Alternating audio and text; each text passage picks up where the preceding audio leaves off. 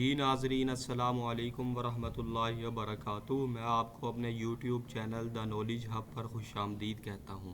جیسا کہ آپ جانتے ہیں کہ ہمارا اسلامی موضوعات اور اسلامک واقعات اور اسلامک سیریز کا ایک طویل سلسلہ جو ہے وہ چل رہا ہے۔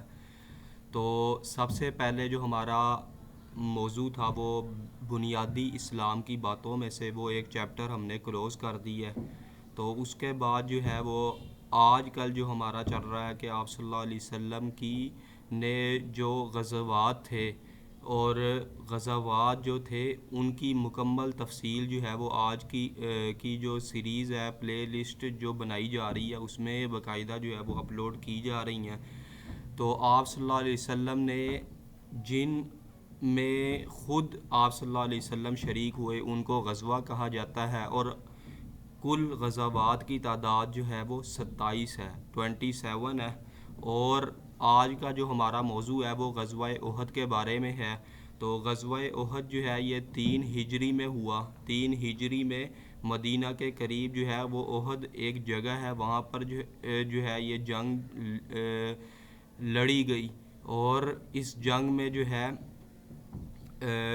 یہ جنگ جو ہے 625 عیسوی کو جو ہے یہ جنگ جو ہے وہ ہوئی، اور اس جنگ میں جو ہے وہ فتح اور کامیابی کسی کو بھی حاصل نہیں ہوئی۔ واضح طور پر فتح، یا یوں کہا جائے کہ یہ کفار جنگ جیت گئے، یا یہ کہا جائے مسلمان جنگ جیت گئے، تو یہ واضح طور پر جو ہے وہ اس جنگ میں جو ہے وہ کسی کو فتح اور کامیابی اور کامرانی جو ہے وہ نصیب نہیں ہوئی۔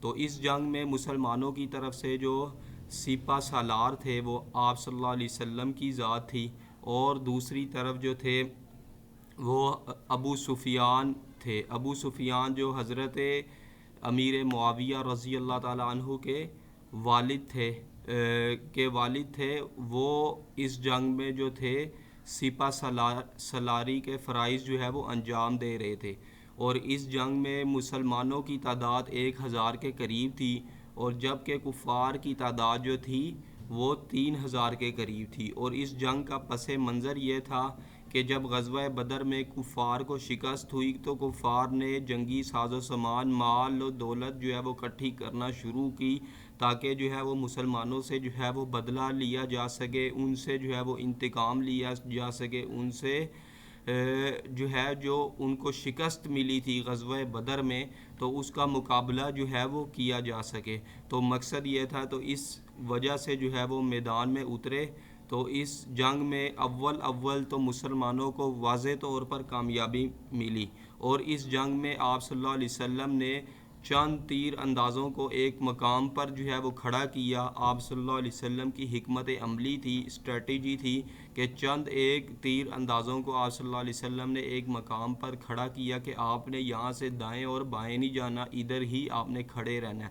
تو انہوں نے کیا کیا، جب فتح ہونے لگی، جب مسلمانوں کو واضح برتری ہونے لگی تو وہ اس جگہ سے جو ہے وہ ہٹ گئے۔ جب کفار نے دیکھا کہ مسلمان جو ہے وہ ہٹ گئے تو انہوں نے جو ہے وہ وہاں سے جو ہے حملہ کر دیا۔ تو ناظرین یہاں سے ایک نہایت اہم ٹاپک جو ہے وہ شروع ہوتا ہے۔ وہ ٹاپک یہ ہے کہ آپ صلی اللہ علیہ وسلم کے صحابہ سے جو ہے یہاں پر وہ غلطی ہوئی۔